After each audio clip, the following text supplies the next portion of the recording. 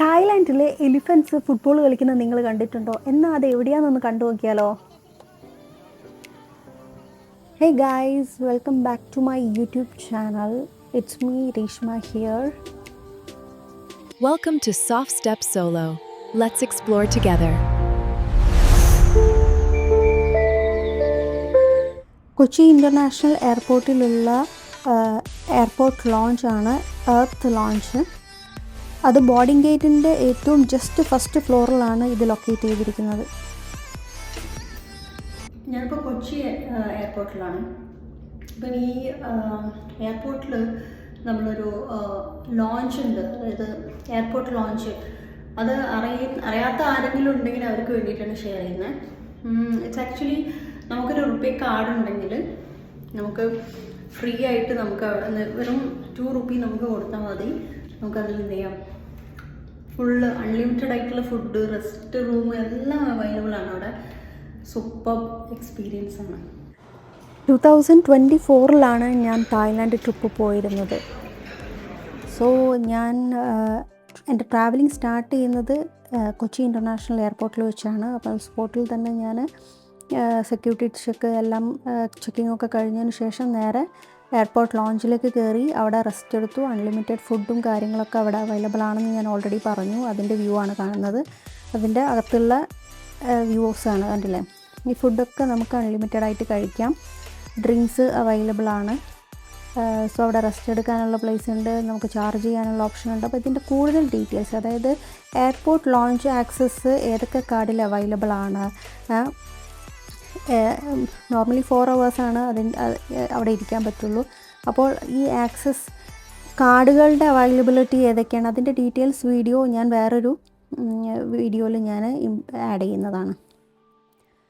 3 hours airport ലോഞ്ചിൽ spend ചെയ്തു, rest ചെയ്തു. അത് കഴിഞ്ഞതിന് ശേഷം ഞാൻ ബോർഡിംഗ് ഗേറ്റിലേക്ക് എത്തി. ദെൻ ഫ്ലൈറ്റ് കയറി. ഒരു 4 hours ജേണിയാണ് തായ്ലാൻഡിൽ പട്ടായയിൽ എത്താൻ വേണ്ടിയിട്ട്. ഏർലി മോർണിംഗ് ആയിരിക്കും ഏകദേശം പട്ടായയിൽ നമ്മളെത്തുക. സോ ഞാൻ ഓൾറെഡി പറഞ്ഞു, പട്ടായയിൽ എത്തിക്കഴിഞ്ഞാൽ ഫസ്റ്റ് ഞാൻ വിസിറ്റ് ചെയ്യുന്ന പ്ലേസ് എന്ന് പറഞ്ഞാൽ നോങ് നോച്ച് ഗാർഡൻ ആണ്. അത് ഭയങ്കര ഹൈലൈറ്റിങ് ആൻഡ് എന്താ പറയുക, ഒരു 1 day നമുക്ക് സ്പെൻഡ് ചെയ്യാൻ പറ്റിയ ഭയങ്കര അടിപൊളിയായിട്ടുള്ളൊരു പ്ലേസാണ്. വളരെ കാം ആൻഡ് ക്വയറ്റായിട്ട് നമുക്ക് ഭയങ്കര ഇൻട്രസ്റ്റിംഗ് ആയിട്ട് ഫുൾ എക്സ്പ്ലോർ ചെയ്യാൻ പറ്റിയിട്ടുള്ളൊരു വണ്ടർഫുൾ പ്ലേസാണ്. അങ്ങനെ ഫൈനലി പട്ടായ ഇൻ്റർനാഷണൽ എയർപോർട്ടിൽ ലാൻഡായി. എയർപോർട്ടിൻ്റെ പേര് യു ടാബോ ഇൻ്റർനാഷണൽ എയർപോർട്ട് എന്നാണ്. അങ്ങനെ എയർപോർട്ടിൽ നിന്ന് വണ്ടി വിളിച്ചു റൂമിലേക്ക് പോകുന്ന ഒരു വേ ആണ് ഈ കണ്ടുകൊണ്ടിരിക്കുന്നത്. ഞാൻ ഓൾറെഡി പറഞ്ഞിട്ടുണ്ടായിരുന്നു ഏർലി മോർണിംഗ് ആണ് എത്തുകയെന്ന്. പിന്നെ ഓഫ് കോഴ്സ് നമ്മൾ എയർപോർട്ടിൽ എത്തിക്കഴിഞ്ഞ് സിം എടുത്തു, പിന്നെ വണ്ടി വിളിച്ചു ഒക്കെ വരുമ്പോഴത്തേക്ക് കുറച്ച് ടൈം എടുക്കും. സോ സൂര്യൻ ഉദിച്ചിങ്ങനെ വരുന്നുള്ളൂ ആ ഒരു ടൈം. സോ ഈ ഒരു തായ്ലാൻഡിൻ്റെ ഒരു പ്രത്യേകത എന്ന് പറഞ്ഞാൽ ഭയങ്കര നോയ്സ് ഫ്രീ ആയിട്ടുള്ളൊരു പ്ലേസാണ്. ഒരാളും ട്രാഫിക് ബ്ലോക്ക് തീരെ ഉണ്ടാവില്ല. അതുപോലെ തന്നെ എന്താ പറയുക ഭയങ്കര സൗണ്ട്, ഹോൺ അടിച്ചിട്ടുള്ള സൗണ്ട് കാര്യങ്ങളൊന്നും ഈ ഒരു റോട്ടിലുണ്ടാവില്ല. വളരെ കാം ആൻഡ് ക്വയറ്റ് ആയിട്ടുള്ളൊരു പ്ലേസാണ് തായ്ലാൻഡ് എന്ന് പറയുന്നത്. ആ ഒരു ഹോണിൻ്റെ ആവശ്യമില്ല. അതുപോലെ തന്നെ ഈ സീബ്ര ലൈൻ ക്രോസ് ചെയ്യുന്ന സമയത്ത് നമ്മളെ നാട്ടിലാണെങ്കിൽ അതൊന്നും ആരും കെയർ ചെയ്യില്ല, അങ്ങോട്ട് വണ്ടി എടുത്ത് പോകും. നമ്മൾ തന്നെ കൈയൊക്കെ കാണിച്ചിട്ട് നിർത്താനൊക്കെ പറയണം. ഇവിടെ അതിൻ്റെ ഒന്നും ആവശ്യമില്ല. ഡയറക്റ്റ് നമ്മൾ സീബ്ര ലൈൻ പോവുകയാണെങ്കിൽ അവർ ഓട്ടോമാറ്റിക് അത് സ്റ്റോപ്പ് ചെയ്യും, അവർ പോയിക്കോളാൻ പറയും, നമ്മളെ വെയിറ്റ് ചെയ്യും. അതുപോലെ ഓവർടേക്ക് ചെയ്യുന്ന പരിപാടിയില്ല, ഇങ്ങനത്തെ ഒരു പരിപാടിയില്ല. വളരെ കാം ആൻഡ് ക്വയറ്റ് ആയിട്ടുള്ള ഒരു പ്ലേസാണ് തായ്ലാൻഡ് എന്ന് പറയുന്നത്. അങ്ങനെ ഹോട്ടലെത്തി. ഞാൻ സ്റ്റേ ചെയ്ത ഹോട്ടൽ എന്ന് പറയുന്നത് മൈൻഡ് റിസോർട്ട് എന്ന് പറഞ്ഞിട്ടുള്ളൊരു ഹോട്ടലാണ്. സോ അവിടേക്ക് ഫ്രഷായി ബ്രേക്ക്ഫാസ്റ്റൊക്കെ കഴിച്ച് നേരെ ഈ ഒരു എന്താ പറയുക നോങ് നോച്ച് ഗാർഡനിലേക്ക് എത്തി. അതിൻ്റെ എൻട്രൻസ് ആണ് ഇപ്പോൾ കണ്ടുകൊണ്ടിരിക്കുന്നത്. അവിടുന്ന് ടിക്കറ്റ് എടുത്ത് നേരെ അകത്തോട്ട് കയറുകയാണ് ചെയ്തത്.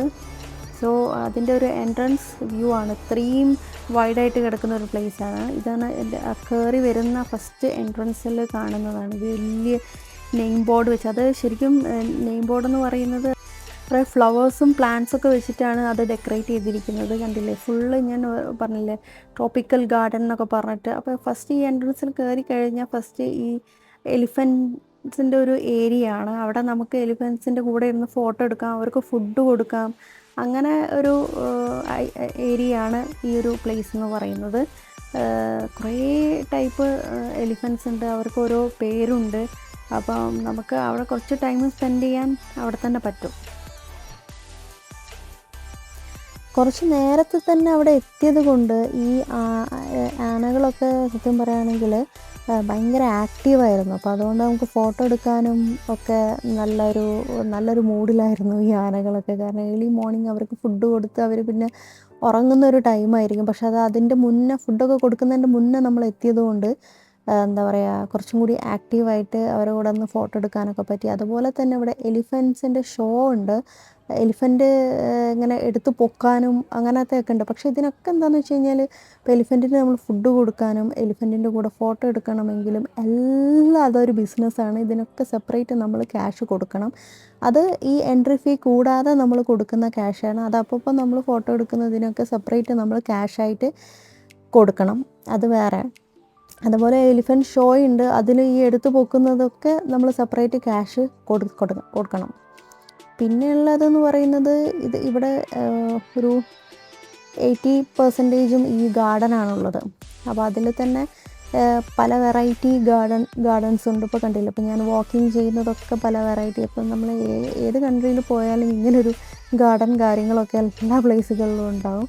അതൊരു എൻ്റർടൈൻമെൻ്റ് ആണ്, ഒരു ഡേ നമുക്ക് ടൈം സ്പെൻഡ് ചെയ്യാൻ പറ്റും. പിന്നെ ഇതൊക്കെ നമുക്ക് എന്ത് ചെയ്യാം, ഈ ഇലക്ട്രിക് കാറിൽ നമുക്ക് പോയിട്ട് ഇങ്ങനെ കാണാനും പറ്റും. അതുപോലെ സൈക്കിളിൻ്റെ അവൈലബിലിറ്റിയും ഉണ്ട്, സൈക്കിളിലും പോവാം.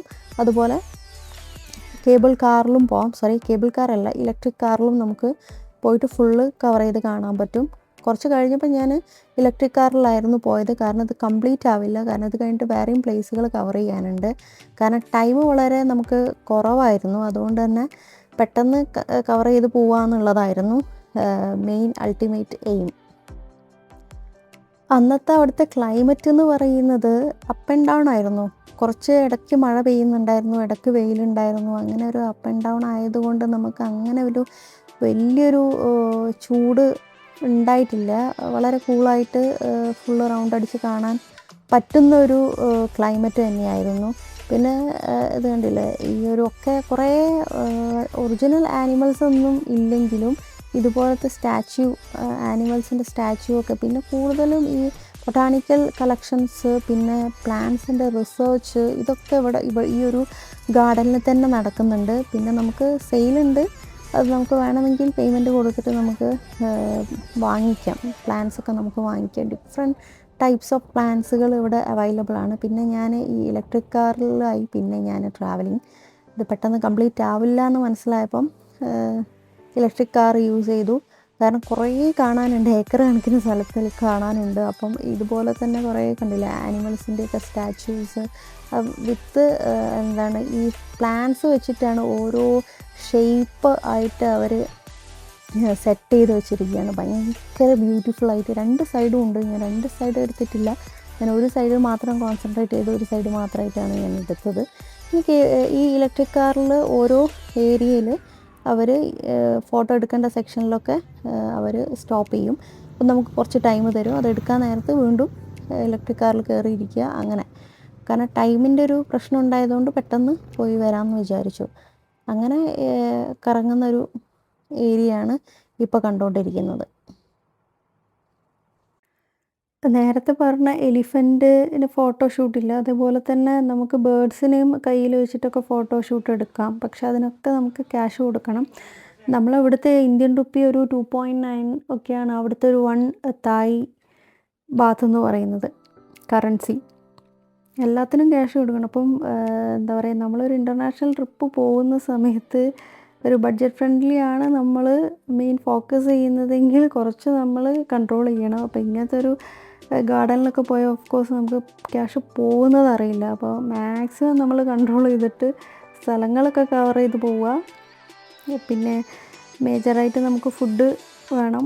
അങ്ങനെയൊക്കെ ആയാൽ മാത്രമേ നമുക്ക് ഒരു പക്ക ഒന്ന് പോയിട്ട് വരിക എന്നുള്ളൊരു കേസ് വരുള്ളൂ. അല്ലെങ്കിൽ നമുക്ക് നല്ല എക്സ്പെൻസ് വരും ഇങ്ങനത്തെ ഒരു പ്ലേസിലൊക്കെ പോയി വരുമ്പോൾ. ഞാൻ ഓൾറെഡി പറഞ്ഞിട്ടുണ്ടായിരുന്നു, കൂടുതലും ഈ ഗാർഡനിങ്ങും കാര്യങ്ങളുമാണ്. പിന്നെ ഉള്ളത് ഈ ആനിമൽസിൻ്റെയൊക്കെ സ്റ്റാച്ചു. നിങ്ങൾ ഈ വീഡിയോയിൽ ഓവറോൾ നിങ്ങൾക്ക് കണ്ടു കഴിഞ്ഞാൽ മനസ്സിലാവും, ഫുള്ള് ആനിമൽ സ്റ്റാച്യൂസും പിന്നെ കുറേ ഡെക്കറേറ്റ് ചെയ്തിട്ടുള്ള കുറേ ഗാർഡൻ ഫ്ലവേഴ്സ് അങ്ങനെയൊക്കെയാണ്. പിന്നെ കുറേ കണ്ടില്ല ഡൈനോസർ കാര്യങ്ങളൊക്കെ അങ്ങനെയുണ്ട്. ചെറിയ കുട്ടികളൊക്കെ ഉണ്ടെങ്കിൽ അവർക്ക് ഭയങ്കര ഒരു എൻജോയ് ചെയ്യാൻ പറ്റിയൊരു പ്ലേസാണ് ശരിക്കും ഇത്. അതിൽ തന്നെ കുറേ ടൈപ്പ് ഓഫ് ഗാർഡൻ ഉണ്ട്. ഇപ്പം ഈ ഓർക്കിഡിൻ്റെ ഗാർഡൻസ് ഉണ്ട്, അല്ലാതെ നമ്മളെ ഇൻഡോർ പ്ലാന്റ്സുകൾ വേറെ ഉണ്ട്, അങ്ങനെ കുറേ ടൈപ്സുകളുണ്ട്.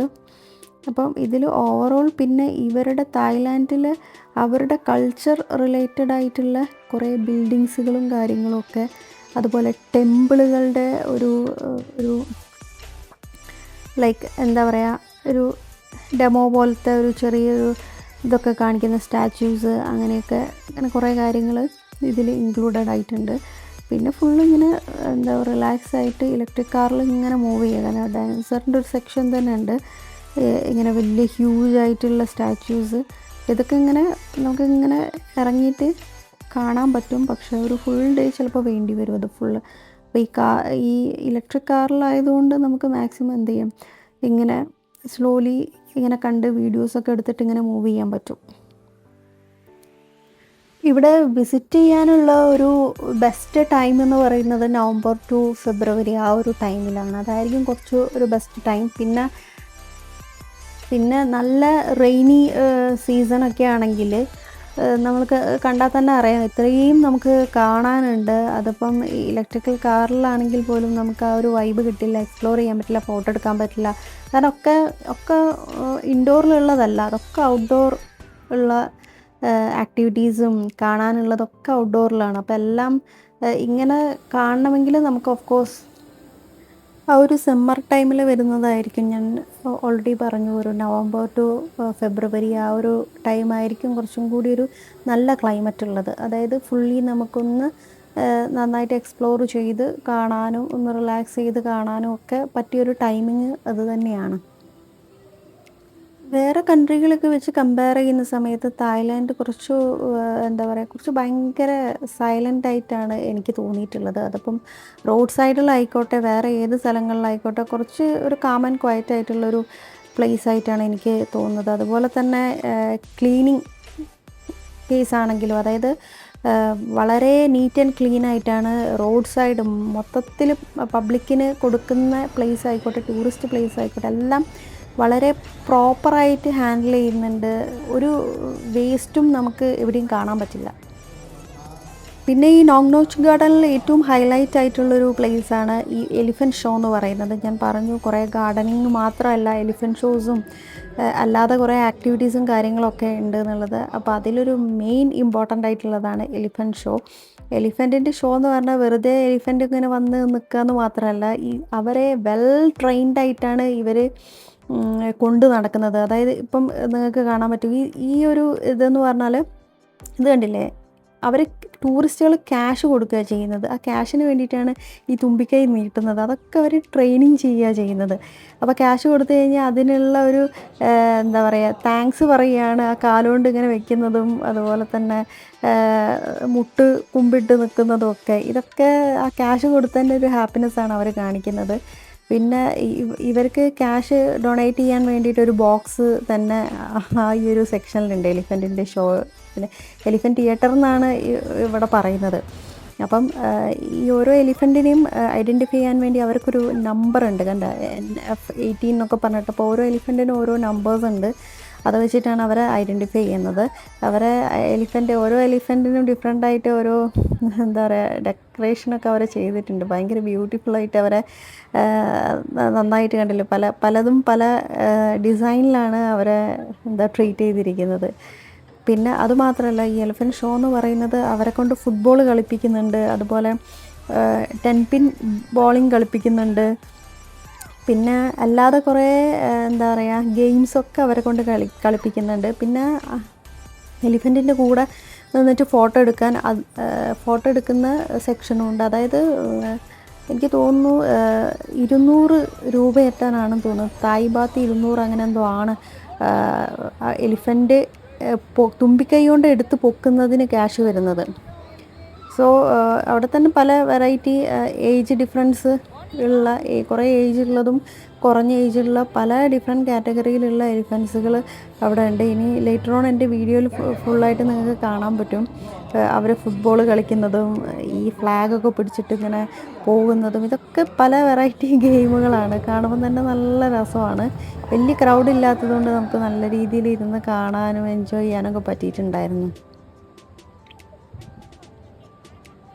കണ്ടില്ലേ, ഇത് ബൗളിംഗ് കളിക്കുകയാണ്. കണ്ടില്ലേ, ഇതൊക്കെ അവർക്ക് വെൽ ട്രെയിൻഡായിട്ട് ഡെയിലി അവർക്ക് ട്രെയിനിങ് കൊടുക്കുന്നുണ്ട്. അത്രയും അവർ ട്രെയിനിങ് ഒക്കെ കൊടുക്കുന്നത് കൊണ്ടാണ് ഇത്രയും അവർ പെർഫെക്റ്റായിട്ട് ഇങ്ങനെ പോകുന്നത്. കണ്ടില്ലേ, ഫ്ലാഗ് ഒക്കെ പിടിച്ചിട്ട് കണ്ടില്ലേ അവിടെ ഇരുന്നിട്ട് ഇങ്ങനെ പോകുന്നത്. ഇതൊക്കെ ഒരു ഭയങ്കര ഒരു ഡിഫറെൻറ്റ് കാഴ്ചകളാണ്. ഈ വീഡിയോയിൽ കണ്ടോ, 2 ടീമായിട്ട് തിരിച്ചിട്ട് ഇവർ ഫുട്ബോൾ കളിച്ചുകൊണ്ടിരിക്കുക. ഇനിയിപ്പം പോസ്റ്റിലേക്ക് ഗോളടിക്കും. അങ്ങനത്തെ കുറേ വെറൈറ്റി എന്താ പറയുക ആക്ടിവിറ്റീസാണ്. ഒരു ആനൻ്റെ അടുത്ത് ബോളുണ്ട്. ഇനിയിപ്പോൾ അത് പോസ്റ്റിലേക്ക് അടിക്കും. നോക്കിയോ, കണ്ടോ, പോസ്റ്റിലേക്ക് ഗോളടിക്കുന്നുണ്ട്. അങ്ങനെ ഭയങ്കര അടിപൊളിയാണ്. കണ്ടില്ലേ ഗോളടിക്കുന്നത്. ഓ സൂപ്പർ. അങ്ങനെ അത്രയും വെൽ ട്രെയിനിങ് ആണ് ഇവർക്ക് കൊടുത്തുകൊണ്ടിരിക്കുന്നത്. അല്ലെങ്കിൽ ഇവർക്ക് അത്രയും പ്രോപ്പറായിട്ട് ഈ രീതിയിൽ കളിക്കാൻ പറ്റില്ലല്ലോ.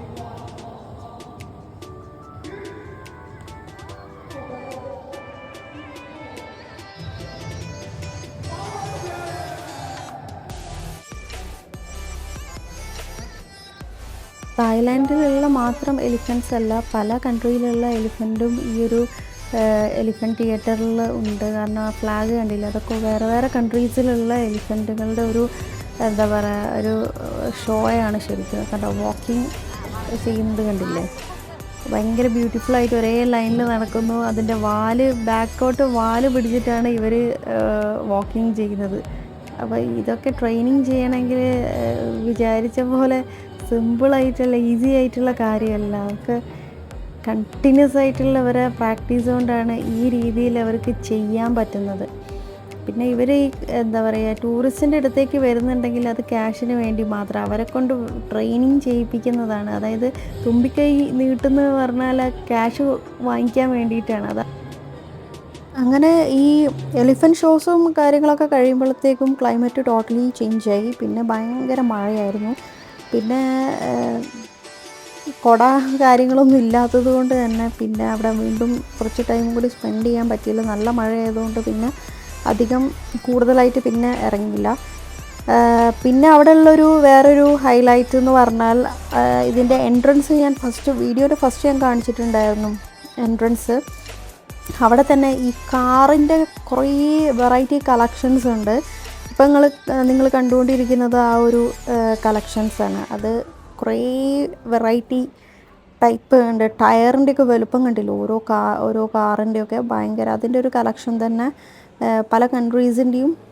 പിന്നെ തായ്ലാൻഡിൽ മുന്നേ യൂസ് ചെയ്തുകൊണ്ടിരുന്നതും ഒക്കെ ഉള്ള കുറേ ടൈപ്പിൻ്റെ ഒരു കളക്ഷനാണ് ഇപ്പം കണ്ടുകൊണ്ടിരിക്കുന്നത്. ഇതൊക്കെ കണ്ട് അതൊരു വലിയ ഹ്യൂജായിട്ടൊന്നുമില്ല, 2 സൈഡിലായിട്ട് മാത്രമാണുള്ളത്. അത് കഴിഞ്ഞിട്ട് നേരെ എന്താ പറയുക പുറത്തോട്ട് പോവുകയാണ് ചെയ്തത്. ഇതോടുകൂടി ഈ ഒരു നോങ് നോച്ച് ഗാർഡൻ്റെ ഫുള്ള് എക്സ്പ്ലോർ കഴിഞ്ഞു. പക്ഷേ ഫുള്ളി കഴിഞ്ഞിട്ടില്ല. ഈ ഡേ തന്നെ എന്താ പറയുക ലഞ്ച് കഴിച്ചു നേരെ അടുത്ത ലൊക്കേഷനിലേക്ക് പോകാനുള്ളൊരു പ്ലാനിങ്ങിലാണ്. സോ അപ്പോൾ ഇന്ന് ഈ വ്ളോഗിൽ ഇത്രയേ ഉള്ളൂ നോങ്നോഷ് ഗാർഡൻ. അപ്പോൾ അടുത്ത വീഡിയോയിൽ നമുക്ക് കൂടുതൽ വിശേഷങ്ങളുമായിട്ട് നെക്സ്റ്റ് വീഡിയോയിൽ കാണാം. അൻറ്റിൽ ദെൻ ബൈ, ടേക്ക് കെയർ.